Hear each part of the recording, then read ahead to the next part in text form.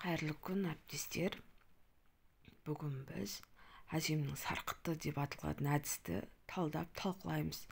Бұл әдісті қай жерде, қай пәнде, қай уақытта қолдануға болады, қалай қолданамыз, сол туралы толығырақ ақпарат беретін боламын.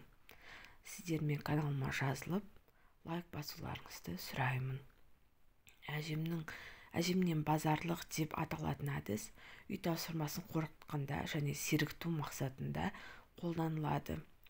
Бұл әдіс өте жақсы, қызықты, бастауыш сынып оқушыларына қолданғанға өте керемет таптырмас әдістердің бірі болып табылады. Әжемнен базарлық әдісін қолдану барысында оқушылар көңілді болады, жылдам ойлауға және жылдамдыққа ұмтылатын болады. Ал бұл әдісті қолданғанда сіз сыныпта достық атмосфера қалыптастырасыз, көңілді оқушылар болады, музыкамен жұмыс, әртүрлі көрнекіліктер қолданасыз және уақытыңызды үнемдейтін боласыз. Өйткені көптеген көрнекілік қолданғаннан гөрі әжемнен базарлық әдісінде бір ғана көрнекілік қолданады және жақсы музыка болса болды. Осы факторларды пайдалану арқылы сабағыңызды көңілді етіп өткізе аласыз. Әжемнен базарлық әдісінде тойдан келген апамызды елестетеміз. Әдісті балаларға түсіндіргенде солай айтасыз. Балалар, апамыз тойдан келді. Тойдан келгенде не алып келеді? Базарлық алып келеді. Кәнеки, әжеміздің базарлығын алу үшін біз сендерге алып келген тапсырманы орындап көрейік дейсіз.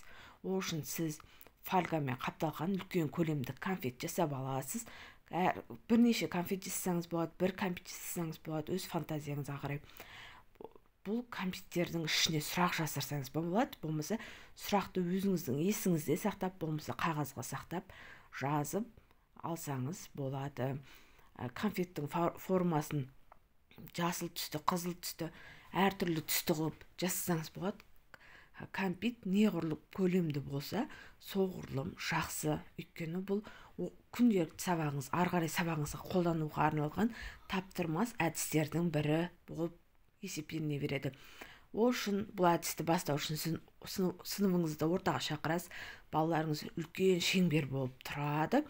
Шеңбер болып тұрған кезде сіз музыканы қосасыз. Музыка қазақ тілінде көңілді, балаларға арналған ән болса тіпті жақсы, балалар өздері бірге қосылып айта алатындай. Музыка көңілді болып тұрады. Жаңа балалар кәмпитті айландырады, бір-біріне беру арқылы. Музыка тоқтаған кезде кәмпит кімнің қолында қалады? Сол бала сіз қойған сұраққа жауап беру керек.